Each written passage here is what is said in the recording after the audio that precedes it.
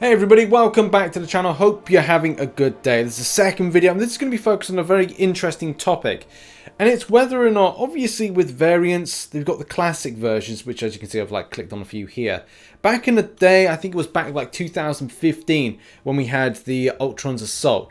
And obviously if you're not familiar with what these back issues are, these variants are, they're like rehashes, I don't know really know what to describe. They are back issues, and the reason they call them variants is kind of make them kind of similar to like comic books, really a comic book style. Most of the variants I've done 100%, except for variant 1. That's the only one I haven't done the kind of the variants for. But the point I'm going to get to is the classics. And on the classics, on the rewards, as you can see on exploration, you get one tier 1 alpha.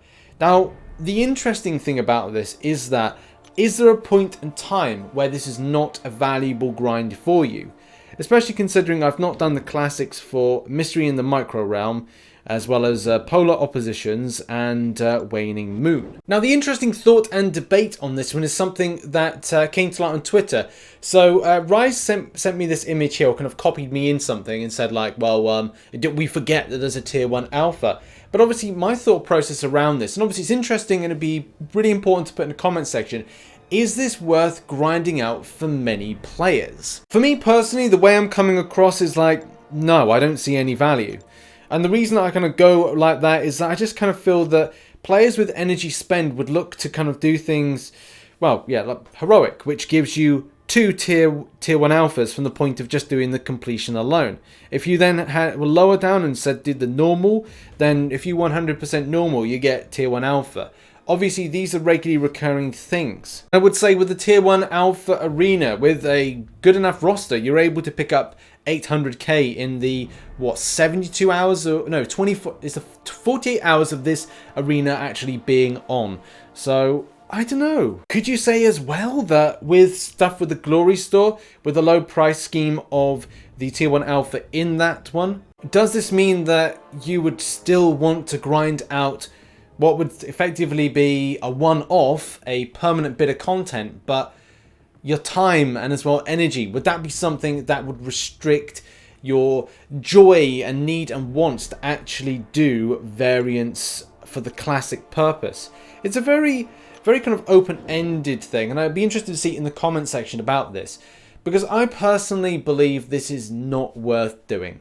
I know Dave said, I'd say energy spend means nothing to the person who's on the cusp of their first rank 4 or rank 5 champ and just short of a tier 1 alpha.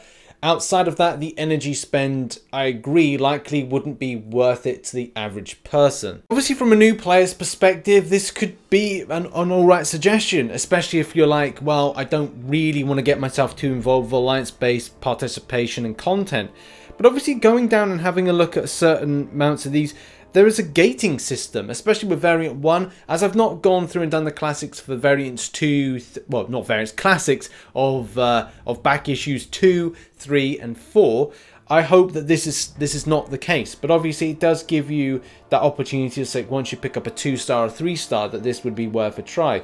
Although taking a 2-star up against a 4-star, kind of possible. It might be a bit frustrating with certain bits of grind, but apart from that, this is the point to kind of throw it over to you guys and gals of the community of how you feel about these kind of things, and whether or not you are somebody at a lower level that's grinding this out, and whether or not you actually go, is this actually worth it, especially with all those other areas to pick up tier 1 alphas, which don't seem too much of an energy spend, and as well as a time slump for a lot of players that want to make further progression and quickly. Now, I'm not going to completely poo-poo this idea, because at the end of the day, it is an option to getting a tier 1 alpha. Yes, with the initial completion, you do get the Stony Mastery core, and that I think is a lot more important to players.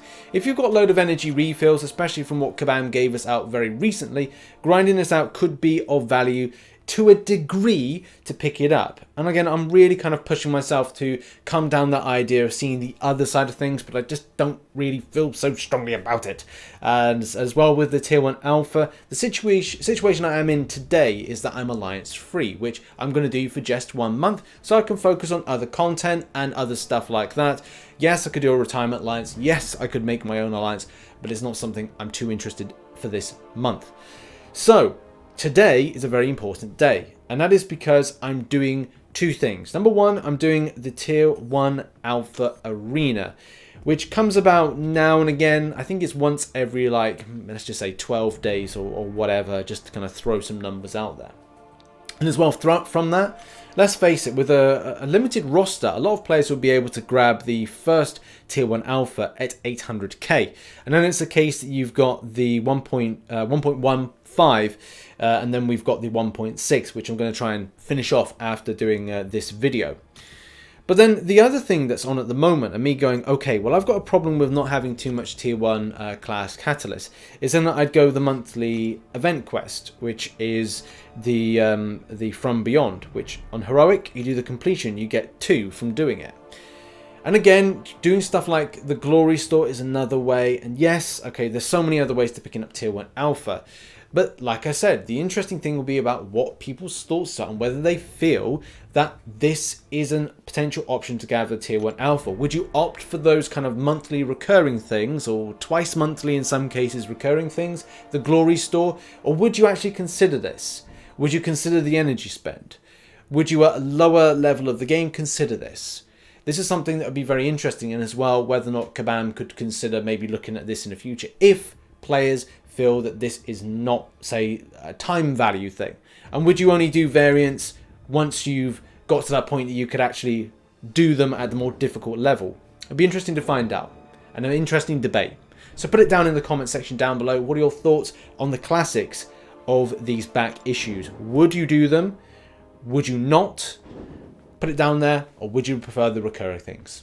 Thanks for watching this video. Thanks for the support, and make sure to catch the content recently posted up today, Marvel Contest of Champions news for yesterday, and obviously we've got lots of exciting stuff, probably some announcements to come very, very soon, and I'll see you in the next video, and maybe a stream later on. Bye-bye for now.